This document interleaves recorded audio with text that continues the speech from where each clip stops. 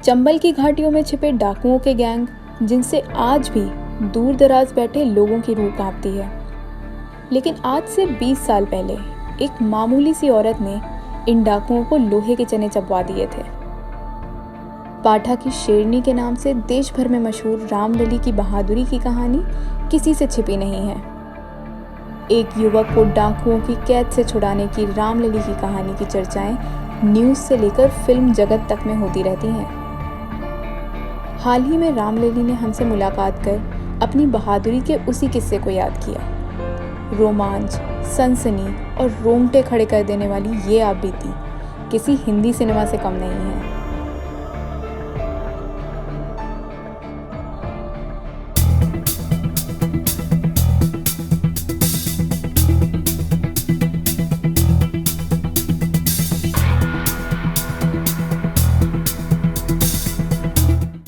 2002 में बाबूजी ऐसा हुआ कि एक लड़का की वहाँ से सतना से पकड़ करके लाए इन लोग बदमाश लोग, तो वो उसको 7 दिन जंगल में रखे रहें और 7 दिन के बाद वो लड़का पता नहीं उनके चंगुल से छुटा करके भाग के हमारे गांव आया और गांव से मेरे घर बेतिकत मेरे घर आया।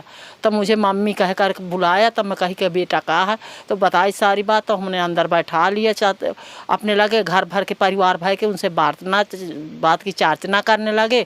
और जब बात की चार्चना करते करते हुए तो वहाँ से बदमाश लोग जब दिखें कि ये भाग गया है, तो वहाँ से पूरा गांव को घुस करके बच्चों से पूछा, तो बच्चों बताएं कि हाँ उसके घर में एक लाल शर्ट का पहले लड़का बैठा। तो वहाँ से वो लोग आए तो हम लोगों को कहा कि घर के बाहर इस लड़का का निकाल, आपका क्या संबंध है? मैं कहा बाबूजी मेरा संबंध कुछ नहीं है, अब बच्चा है आ गया है दरवाजे में, तो सर ये मैं आन की थाती आन का बच्चा हाथ से उठा के नहीं दूंगा। और वहाँ से जब उतनी बड़ी सीटी से आप पकड़ के लाया हो, इतने बड़े अमराज हो तो पकड़ के लाया हो, तो कहा घर एक गरीबिन का घर का कौन हाई कोटा घुस के आँच ले जाओ। तो उनकी हिम्मत नहीं पारी भी, तो ये हल्ला होते होते पूरा गांव जुटियाया, गांव में सब महिलाएं जुटियाई, वो लोग सब ईंटा पत्थर बरसाने लगी, बदमाशों को लेकर के लाठी डंडा से खेत दिया। उस लड़का को हमने डीएम का खबर दे करके डीएम एसपी आए, तो वो लोग डीएम एसपी जब यहाँ जगन्नाथ उपस्थित थे डीएम, तो वो सब लोग आए, रघुवीर लाल एसपी थे यहाँ, तो उन लोग सब आए यहाँ। तो उनके रहते कहते हम लड़का को सौंपा और लड़का को सौंप करके हम लोग दे दिया।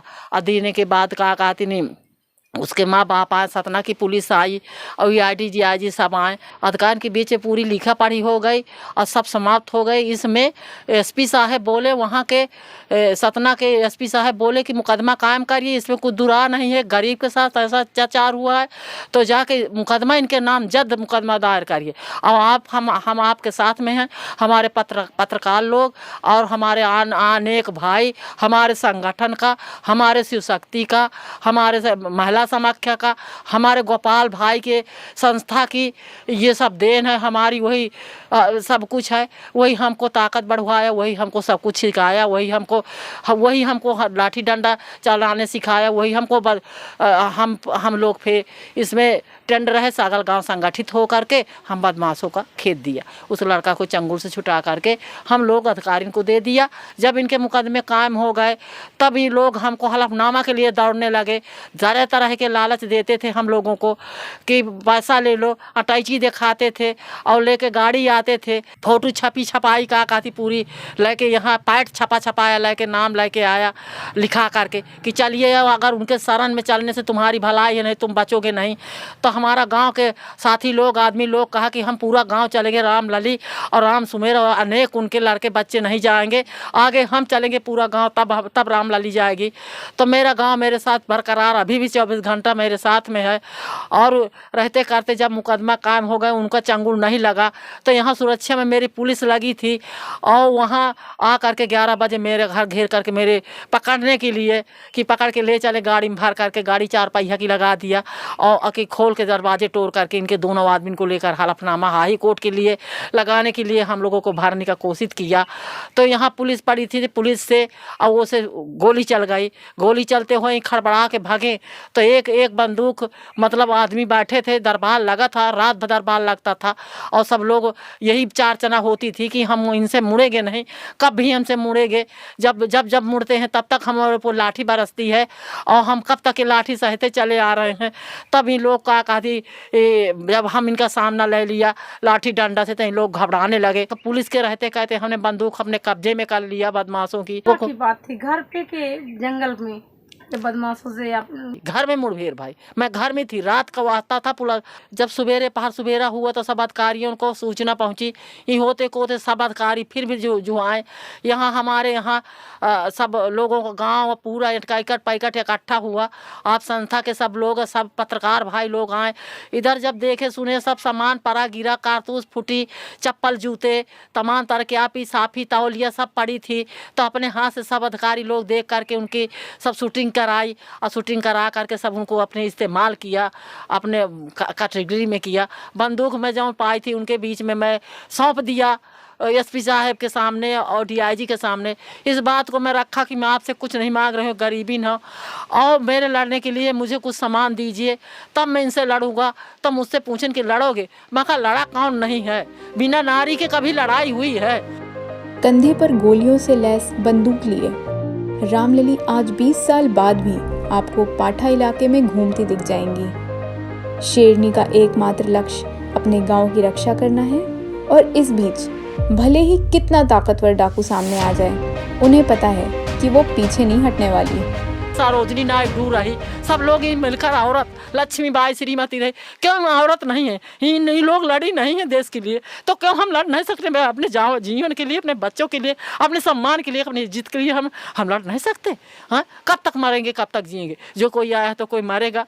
हम चाहे जहाँ पर बंद रहे, जिस दिन हमारी मौत आएगी उसी दिन मरेंगे, लेकिन हम मरने को अभी भी नहीं घबरा रहे। मरने के लिए तरह तरह की मुसीबत आती हैं, हमारे परिवार में भी मुसीबत आती है, तो तरह तरह की मुसीबत हम लोग सब झेल रहे हैं। कहन कि आपका मैं बंदूक दे रही हूँ, आपसे न मैं साड़ी पहन मांगने रही हूँ, ना आपसे रुपया मांग रही हूँ, ना आपसे धन दौलत मांग रही। मैं अपने सम्मान के लिए, जितने मेरे भाई लोग हैं और नारियाँ हैं जो हाथ उड़ा मुझे बंदूक मिला तब तुम बंदूक दीजिए, हम अने 1-2 बंदूक मैं नहीं लूँगा। और जो तुम बंदूक दोगे तो मैं आगे अपना जान दूंगा, उनके सीने में गोली मारूंगा और सीने में गोली लूंगा और उनका पीठ दिखा करके कभी नहीं भागूंगा। उनके पास तरह तरह के सामान है, तो कुछ हम लोगों का हाथ मजबूता करिए और फिर हमारी लड़ाई देखिए कि किस तरह की नारी की लड़ाई किस तरह होती है, निराकार की लड़ाई किस तरह होती है, नारी किस तरह लड़ती है और किस तरह से जीत होती है। उन लोग सब कहें कि ठीक है। हम लोगों को 8 दिन के अंतर्गत में डीएम साहब हमने बगल में एक नाली बंदूक मुझे टंगा दिया। अब मुझे ट्रेनिंग देने को वो सीओ साहब आई थी एक औरत, तो उन्होंने लक्ष्मी सिंह, उन्होंने मुझे पूरा बंदूक चलाने सिखाया, निशाना सिखाया। मेरे सब भाइयों लोगों को जंगल लेके जाते थे, सबको हमको ट्रेनिंग किया बंदूक चलाने का। जब हम ट्रेंड हो गए तब हम लोगों को ये डरा करके 52 कोस भागता था। 12 साल ने मेरे बंदूक टांगे बाद 12 साल ने ददुआ जिया है। मैं कभी मुड़ी नहीं हूँ। उसी तरह जंगल जाती थी, उसी तरह घर का, उसी तरह खेत खलिहान का काम, उसी तरह मान सम्मान का काम, उसी तरह सबके न्योता हकारी का सम्मान, शादी ब्याह का सम्मान, सब लोग हम सब करते थे। हम कभी डर के नहीं रहे, अभी भी कभी डर के नहीं है। अभी भी हमारे 8 असल है, महजूज हमारे लगे रखे हैं, हम कभी मुड़ते नहीं हैं। और सब इसी तरह की कहानी हुई है। और अब सब तो लोग मर गए, अब चले गए, और जो है सो अब देखो हम लोग अपने गांव की सुरक्षा, अपने बच्चों की सुरक्षा, अपनी सुरक्षा हम खुद अपने बलबूते कर रहे हैं।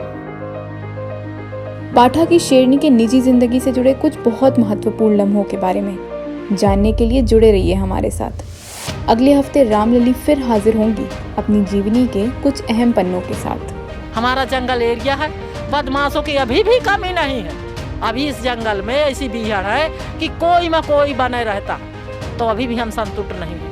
हमारे थाना के महोदय जी और हमसे सब लोग को कुर्सी देते हैं बैठने के लिए, हम लोगों को सम्मान देते हैं बैठने के लिए। हर 8 मार्च को हमको बुलाया जाता है। ये विदेश तक मेरी खबर पहुंच चुकी है। अब विदेश के आदमी मेरे लगे आ चुके हैं।